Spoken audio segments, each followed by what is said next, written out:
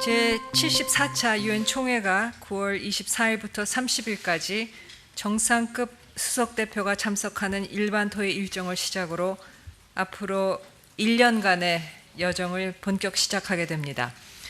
올해 유엔 총회 일반 토의에는 100개국 국가원수, 51개국 정부 수반 등 151명의 정상급 인사들이 참석할 예정입니다.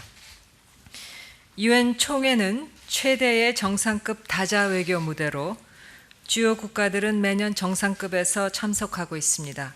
주최국 자격인 미국 대통령은 물론 영국, 프랑스, 일본, 브라질, 이탈리아 등의 대통령 또는 총리들께서 총회 일반 토의에 참석하여 자국의 주요 대외 정책을 소개하고 관련 국가들과 관심 현안에 대해 협의를 진행합니다.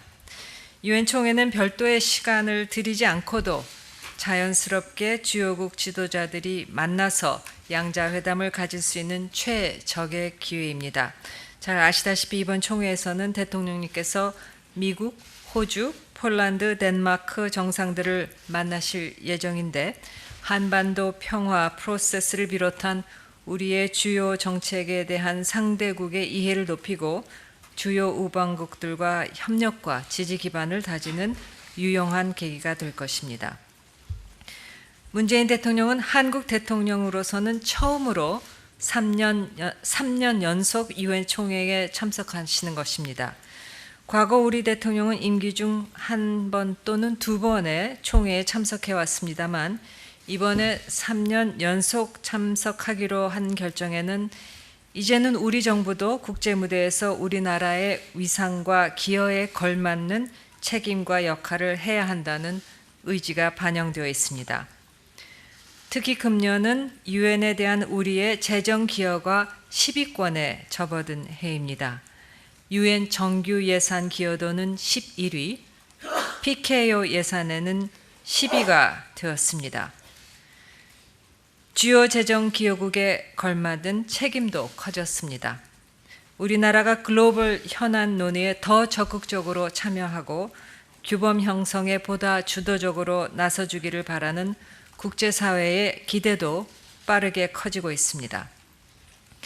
경제 대외 의존도가 높은 우리로서는 규범에 기반한 다자주의 질서를 지지하고 다자 무대에 적극 참여하여 규범 형성 과정에 우리의 목소리를 내는 것이 곧 국익에 직결되는 일입니다. 국제사회 전체를 대표하는 보편적 국제기구로서 구심점인 유엔에서의 우리의 역할과 유엔 기구들과의 협력을 더욱 심화해 나갈 필요성도 바로 여기에 있습니다. 무엇보다 유엔은 국제사회와 더불어 한반도 문제를 논의하고 해결 방안을 함께 모색해 나가기 위한 최적의 장입니다. 문재인 대통령께서 강조하셨듯이 다자주의 대화를 통해 세계 평화를 실현하고자 하는 유엔 정신이 가장 절실히 요청되는 곳이 바로 한반도이기 때문입니다. 문 대통령은 2년 전 유엔 총회에서 북한이 스스로 평화의 길을 선택하기를 바란다는 입장을 천명하였고 유엔 총회는 올림픽 휴전 결의 채택으로 이에 화답했습니다. 그 결과 국제사회의 지지 속에서 개최된 평창 동계올림픽은 한반도에서 새로운 평화와 번영의 시작을 알리는 신호탄이 되었습니다. 작년에는 대통령께서 제3차 남북정상회담 직후 유엔 총회에 참석하여 남북 관계와 북미 관계의 진전을 전 회원국에 소개하면서 한반도의 영구적 평화와 비핵화를 향한 길에 국제사회가 함께 해줄 것을 당부했습니다.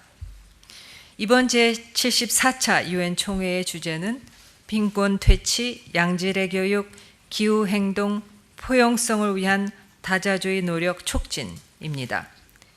기후변화, 테러, 난민, 보건 등 국경을 초월하는 도전에 대응하기 위한 다자주의적 노력이 그 어느 때보다도 절박하게 요구되는 상황입니다. 우리 정부는 이번 총회 고위급 회기에서 평화, 인권, 개발이라는 유엔의 보편적 가치를 모범적으로 실천하는 나라로서의 위치를 분명히 부각시키고자 합니다.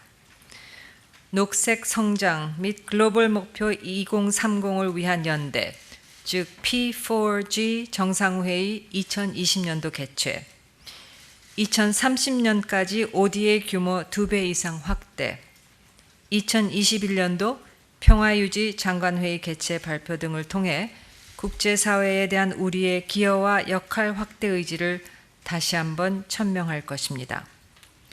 이번 문재인 대통령의 유엔 총회 참석은 유엔이 지향하는 다자주의에 대한 지지를 표명하고 주요 글로벌 이슈에 대한 기여 의지를 분명히 함으로써 국제사회에서 신뢰받는 중견국으로서 우리의 위상과 입지를 확고히 하는 계기가 될 것으로 생각합니다. 감사합니다.